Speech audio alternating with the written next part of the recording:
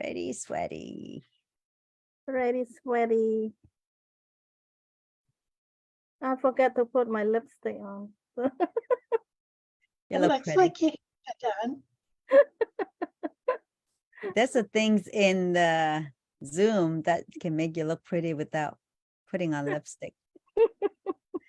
So here we are. Happy post-Thanksgiving, everyone. I hope you all have a beautiful time with your family and give thanks to the Lord and reflecting what an amazing year we have, despite whatever happened in the war. If we're still alive, it is amazing, right? Because gratitude is where we appreciate what we have, not what we don't have. And so happy to be back and have our beautiful guest, Sandy, and my co-host, Sarah M, with us. And we are ready to rock and roll again. Here comes Monday. And we want to be here and wrap up the month of November with a big bang of gratitude. So welcome, Sandy. Yes, Thank you. welcome. And Sarah is going to give, if you are stumble across our platform, and if this is your first time, you have not been with us or know who we stand for, we have a small video, a short videos that Sarah is going to help us showcase that and tell you a little bit about who we are. Okay, Go ahead, Sarah. ready. All right.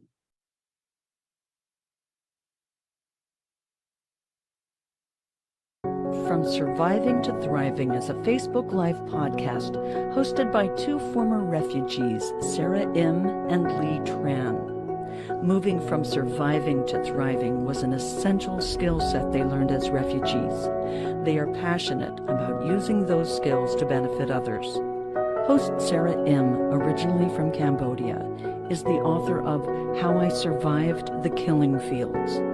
Host Lee Tran was only a little girl when American forces left Vietnam, putting her family's life at risk. Her father built a boat to help families escape. Her terrifying story of survival on the seas is called I Did Not Miss the Boat.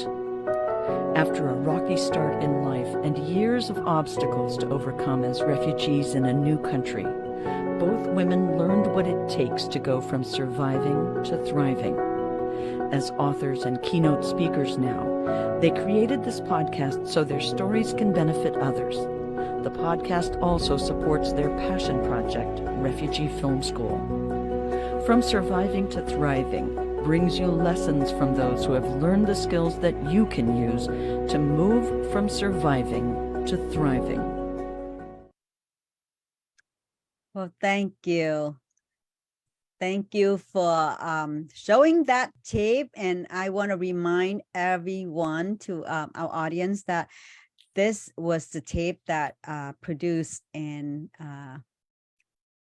put together by our refugee students.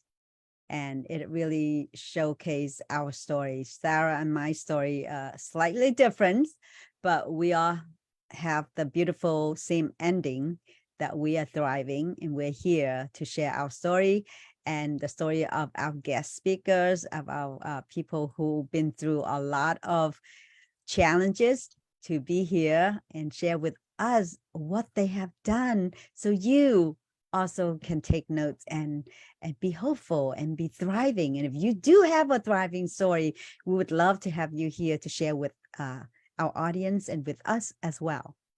But today we have the beautiful Sandy Skaar, who gonna tell us her journey. I've been, like I said, I've known Sandy from sharing a same summit that we both are the guest speakers. Yeah. And her story is so empowering. She has been making a huge impact, one life at a time. And already she has made more than just the lives that directly in touch with her, but also to the hundreds and thousands of people out there who needed help. So Sandy, welcome. Yes, welcome, Thank you. Sandy. Thank you. Thank you. So Sandy, tell us a little bit about your journey. And I know we haven't really properly introduced you, but you are an empowering individual with diverse abilities. So that's what you describe yourself. So can you tell us, what do you mean by empower individual with diverse abilities? Well, when my first husband and I were married, I had had 6 miscarriages, and my gynecologist suggested we adopt children, but we were too young. So our social worker that we had talked to about adopting suggested being foster parents. So we became relief foster parents at a county group home.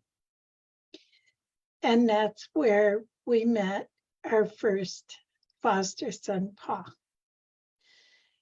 He Yes. had been locked in a room for 6.5 years and was just like a newborn baby. His little hands were like this. He didn't know how to wear clothes. He wasn't used to light, a window in the room. We had to introduce furniture piece by piece. He was afraid of everything. He crawled. He didn't walk.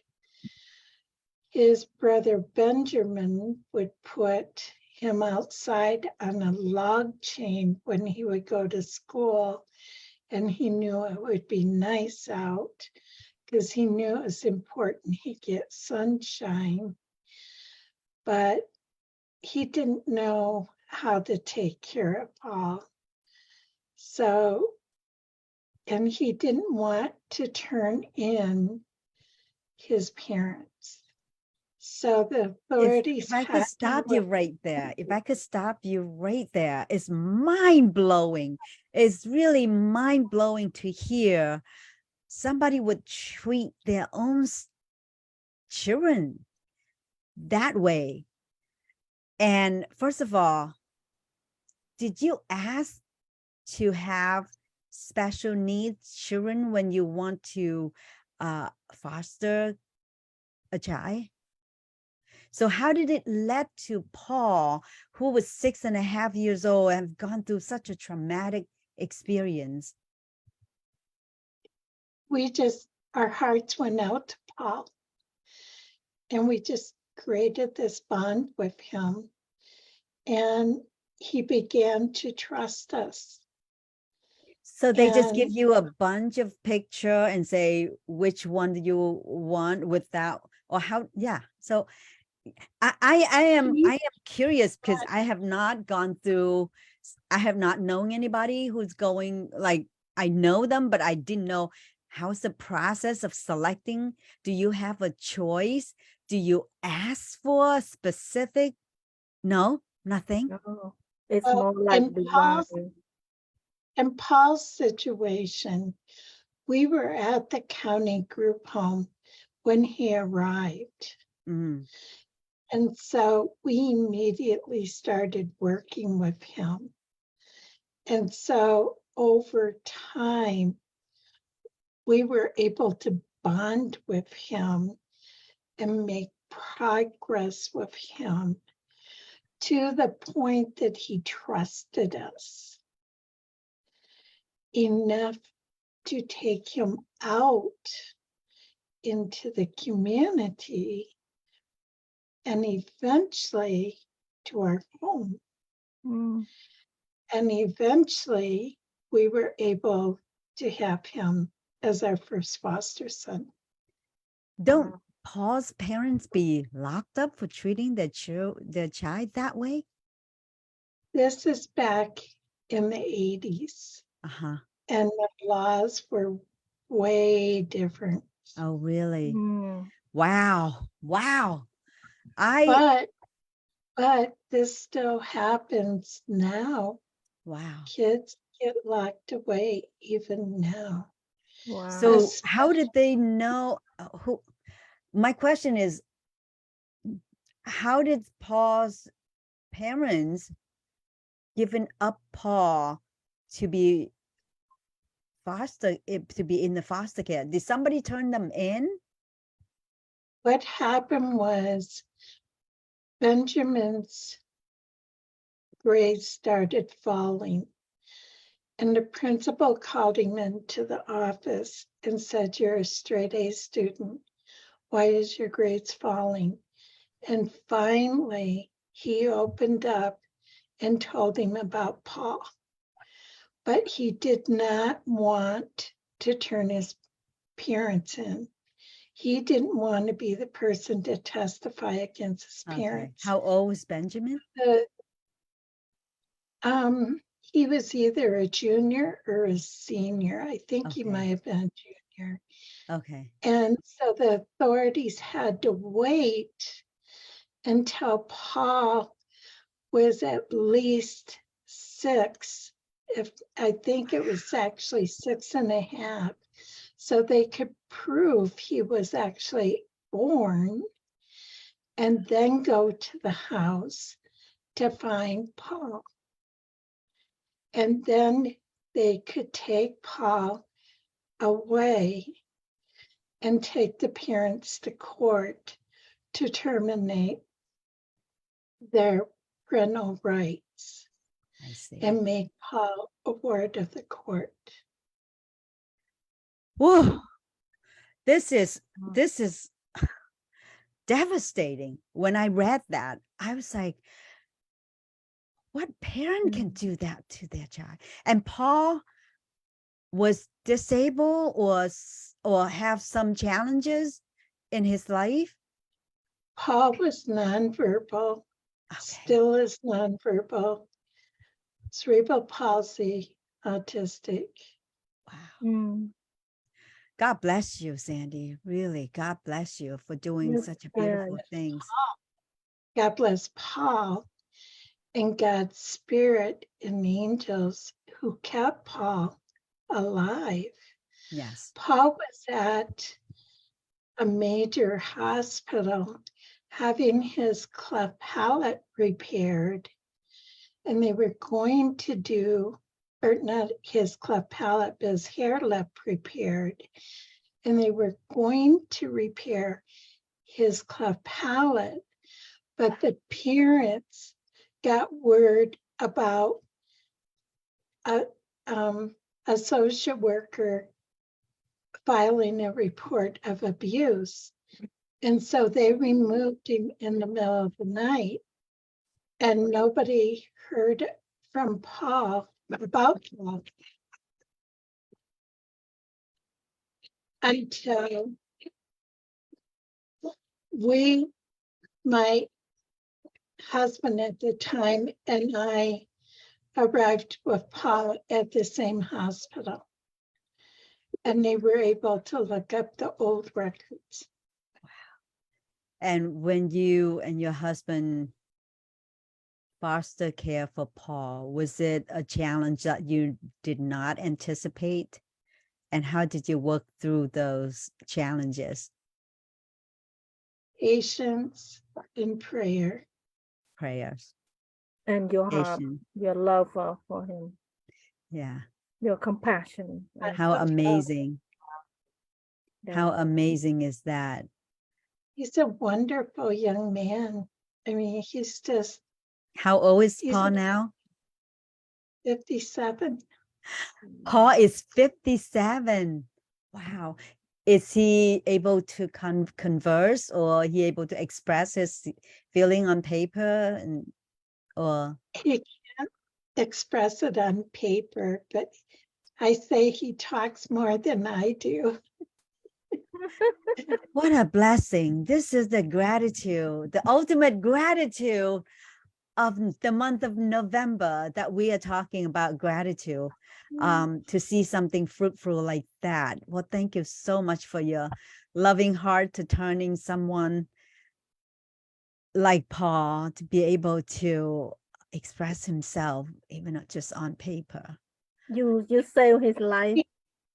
Yeah. He has an iPad that has symbols on it that he can use to talk with, but he doesn't like to use it because he's taken American Sign Language, but he prefers to use his own signs. And so if you don't know his signs, he will take you literally and show you what he wants. Wow. Wow. Wow, you definitely have raised a confident child or man in this case. So that is the first encounter with a foster care. And then you went on to adopt 3 more children, and they each have their own challenges, and they all diverse abilities. I love That's that. I love how you call that Mhm. with diverse abilities, because aren't we all disabled at some point or something, right? Yes, Yes. yes. We all have different abilities. That's why I call it diverse abilities. Right. We all have diverse abilities. I love And it. I consider us all living in a we community. Together, we can do this. And that's how I've raised all my kids, even the foster kids that we would bring in from lockdown, that parents had locked them away. Larry and I would go get them and bring them into our home and reintegrate them into the community and back to their families, because it's a we community. All they need is love and understanding and compassion. And that's what the families need, was to understand their child. And once they had that, they were reunited successfully. I love it. I love it. This is so beautiful. And so do you have any of your children after Paul, or with all the other adopted or foster children? We have Lisa is now in a group home. We adopted her at 4.5. She had been held under a scalding shower when she was 6 months old and driven from Kentucky to Lansing, Michigan. And her plastic surgeon said it was a miracle she lived that trip. But he was there in the emergency. Again, God was present. And she still has those scars on her arm and body after 6 surgeries of trying to get them removed. And we almost lost her in the last surgery. And she has traumatic brain injuries. She has 3 of them from her mother pounding her head on the floor, because that's what her mom did to her. But the judge didn't terminate their parental rights until her mother broke her leg. That's when the judge terminated the right. These are horrible stories. How do parents do that? It's They do it all the time. unfathomable. They do it And we all. need a total stranger to come and give them the love that they deserve. This is just She used unbelievable. to be petrified of water. She would only take baths in a kitchen sink. So you have a series of, I would say, that keep you very, very busy with, to kind of like, not even correct, but just to revert the traumatic experience that those children have. How did you deal with that? Do you find yourself exhausted and regret and tired and say, I give up, I can't deal with it anymore? Do you have days like that? I do. I had days like that, but then I say my prayers, I meditate, I tune into my intuition, and I know that the special children have been given to me for a reason. I was chosen, Larry was chosen to be the children's parents. And with us, they had a chance in life. Without us, they didn't. So we would just regroup and go forward. And we would go forward in love and compassion. And And love. even sometimes people didn't like the kids. I can't tell you the number of churches that would tell me, your kids don't belong here. Wow. Wow. Wow. From the And church. from the churches. Wow. They don't know how to handle. They don't know how to handle your children. That's so sad. Like, we ended up at a Unity Church in Williamsburg, Virginia. And when Lisa would have her outbursts, the pastor would say, that's just God talking to Lisa. That's And I beautiful. knew I was in Right. the right church. Wow. Mhm. We Wow. have heard So- many unbelievable stories from people and how have met incredible people who put humanity on top of the list. And you are, I have to say, you are one of those people. And I am so grateful. I am so grateful to have you to share with us your experience. So, so there's Paul and there's Lisa, and then you have two more. Andy and Kelly. And we had an opportunity to adopt Andy and Kelly when we adopted Lisa. But our parents both wanted us to adopt a healthy, normal white baby. And she was a healthy, normal white toddler. So we chose to adopt her, even though she had the dramatic issues. We were told she was normal intelligence, which she's not, but we still love her, if not even more. And almost when it was almost time for her adoption hearing, I got a call from our adoption worker, and she said, would you consider Andy and Kelly again? And I said, well, they're preteens. That's why we didn't want to adopt them. And she said, but Andy was just hit in the back with a 2x4. And then I said, oh my God. I said, we will meet them. And so Larry and I took Paul and Lisa, and we went to the school where they attended. And we just kind of sat in the waiting room like we were potential family to attend that school. And we just kind of observed Andy and Kelly. And then the next visit, the social worker brought them to a McDonald's. And we talked to them about our home and about the other foster kids. And we asked them if they would want us to apply to adopt them. And they said yes, under one condition.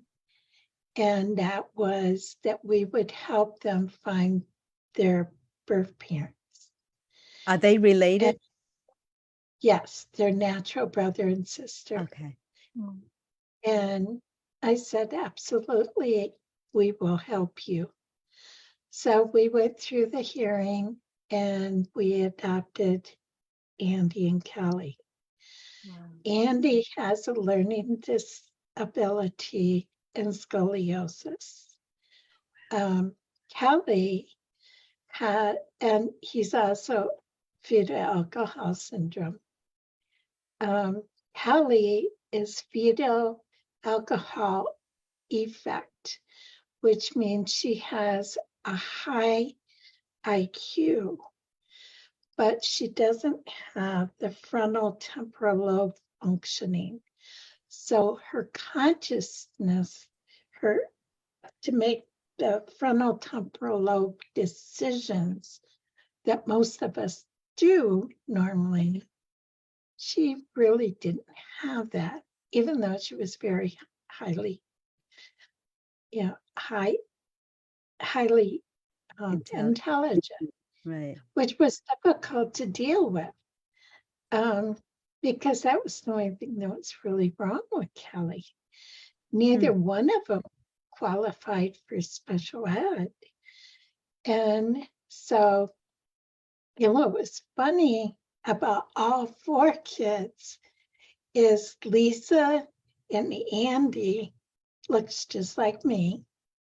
Kelly and Paul look just like my ex-husband, Larry.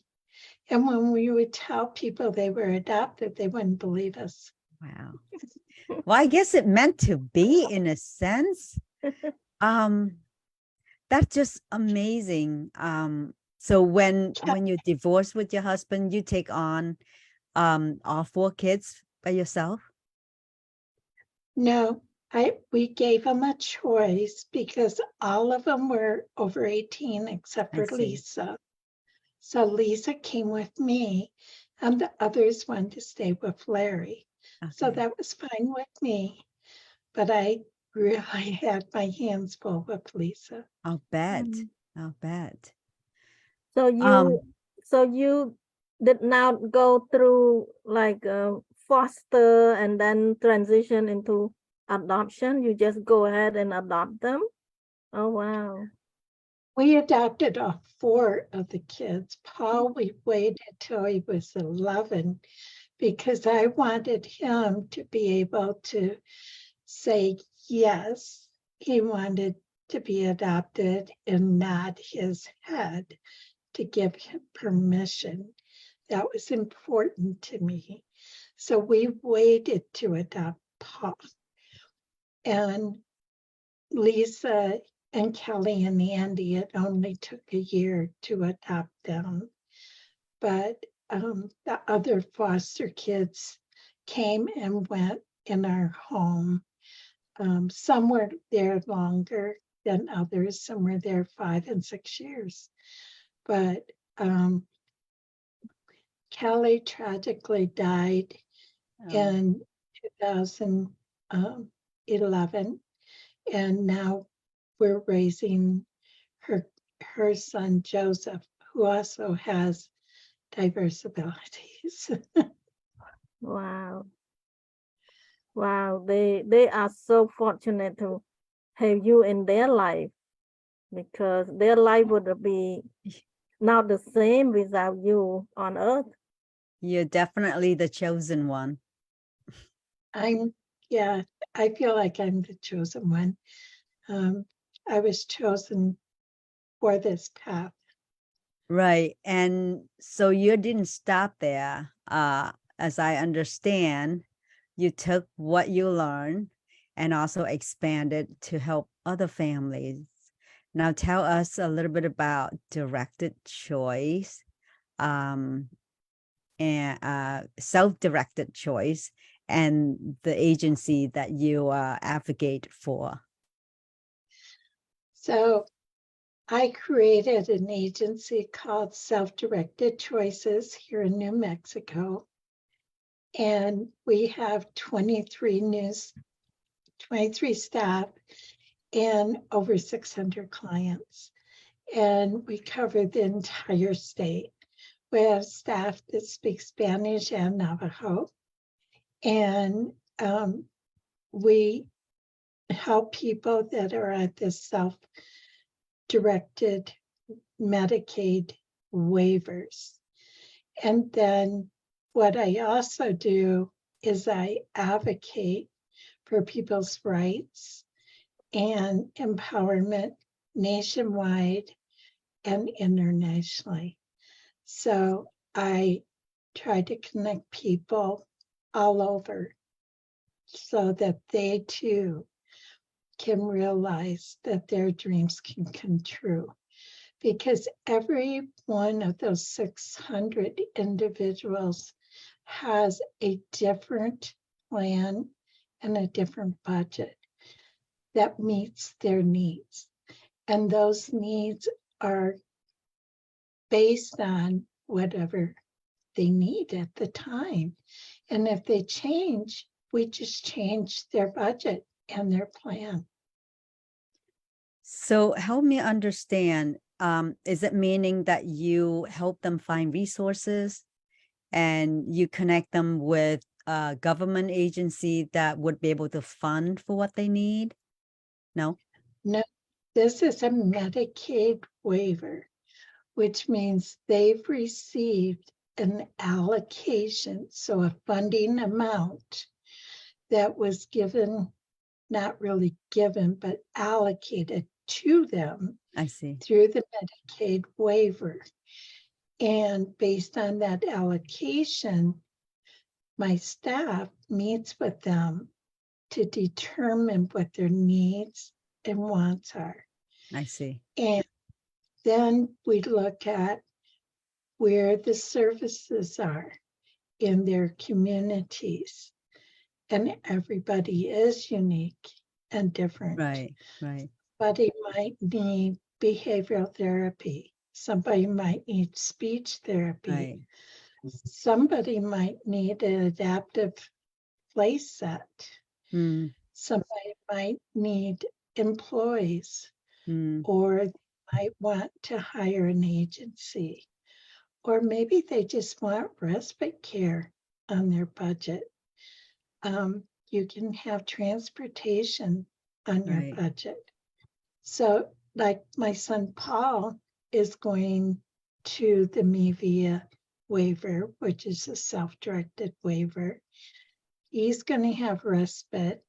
He's going to have community navigation, which is where his present what's called caregiver, which will be a community navigator, takes him out into the community, and based on what Paul wants, mm, takes him where Paul wants to go.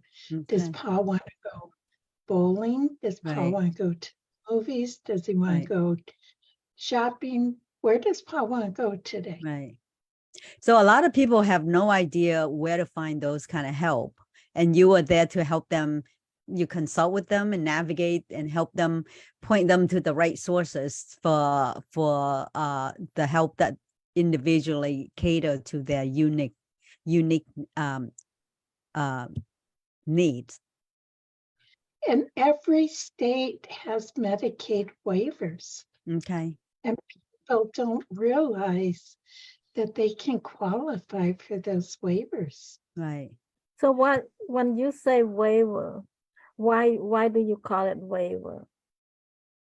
Because it waives certain conditions, and it depends on the state as to the conditions that are waived. Okay. Okay. Thank It's you. under This is huge. under Centers of Medicaid and Medicare. It's called the Home and Community Medicaid waivers. So Mm, you only serve the challenging special need population, not the senior. Seniors can have it too. But We I mean, have you will only work with I don't want to use the word disabled, but you are only catering to the special need for the, it does not have to be senior, it just any ages. Seniors have diverse abilities, Okay. and seniors often will qualify for these waivers. Mm. mm, In So any state, I mean, you are particularly help in New Mexico. my agency is a Medicaid provider for New Mexico, Okay, but any state has we'll have that. Medicaid waivers. Okay. And Okay. it's yours nonprofit? No, we're not. Okay. This is wonderful. If our listener, if our audience, even if you're not from New Mexico, I am sure Sandy have a wealth of information that you can tap into. If you have a struggle with someone you love or someone that you care about who have this kind of needs, I would urge you to reach out to Sandy. And Sandy, where is the best place to reach you? They can email me at Sandy Heartfelt Coaching 333 at gmail.com. And that's the best way to reach me. Okay. Yeah, we can put that email under this interview video if you would, kindly do that for us. I just want to say that this has been an amazing story and a journey to actually witness that you have brought so many lives into the bright sides of the being somewhat able to live a life that called normal. It's just a joy to see that sometimes strangers can be better than your own parents.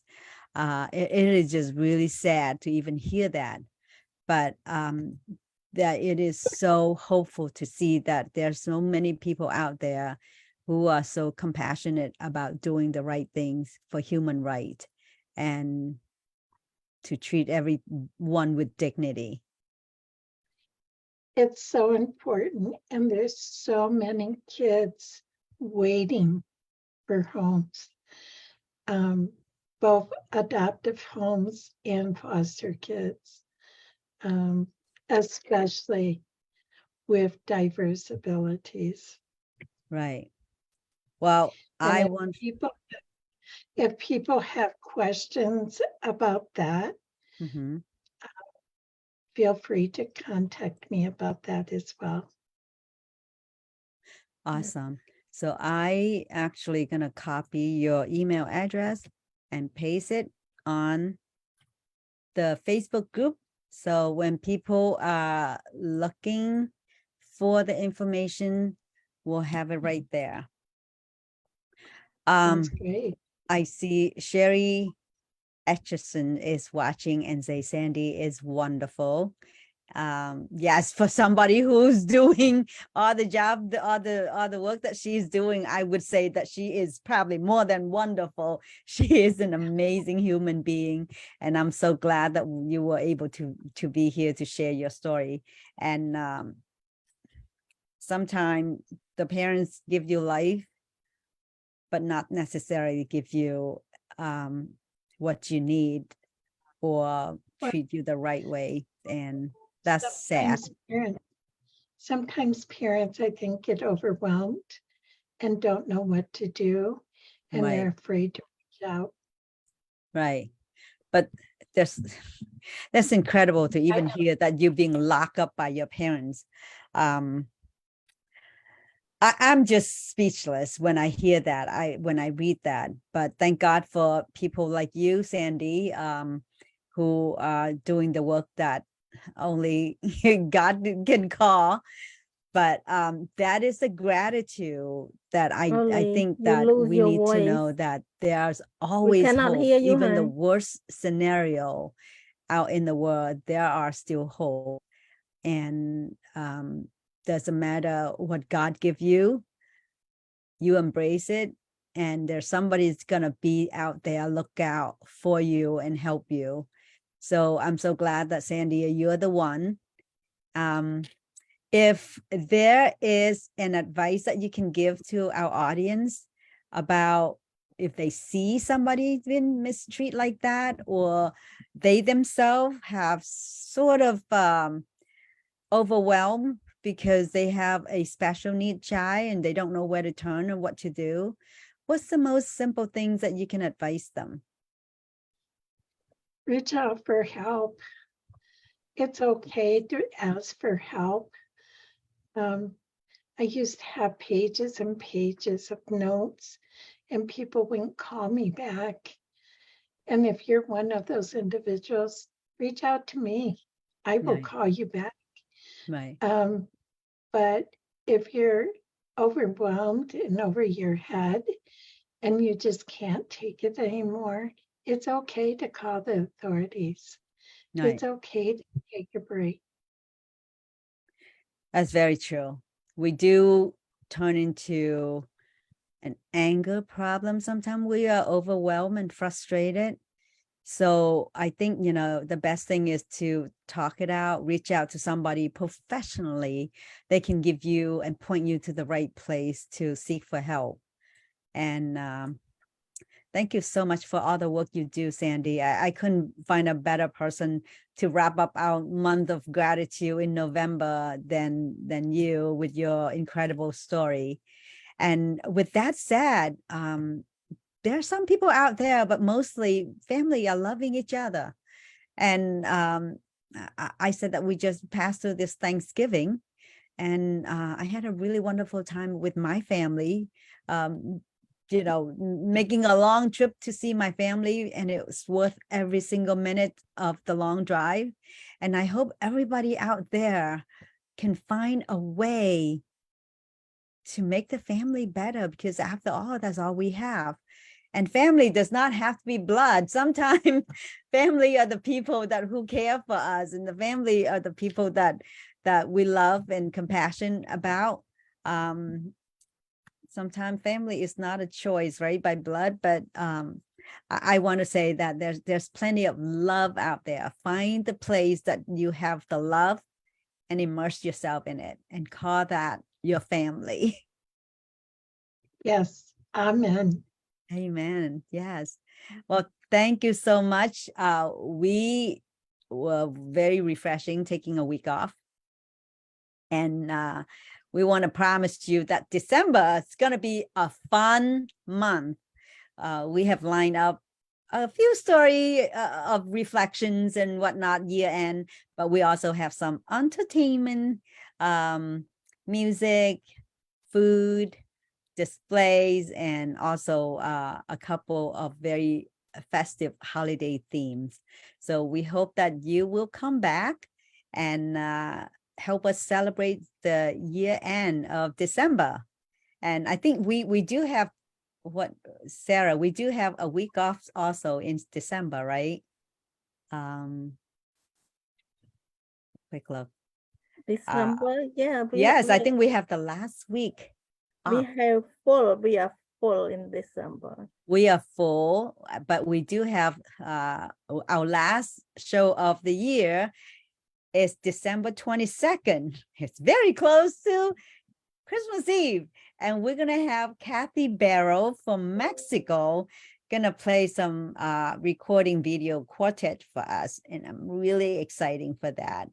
So I hope you come back and follow us on each episode. A story like today with Sandy is phenomenal. And please check out her websites. We have posted, she has 2 websites. And if you please give the gift of love to somebody that you think that they need it, they need help, they are overwhelmed, they're confused, they don't know where to seek help, point it to Sandy. And again, thank you so much for a wonderful, wonderful episode of gratitude. And we'll see you on Thursday. Yeah. Okay. Thank Good you. night. Good night, everyone. Good night. Bye. Bye. Bye.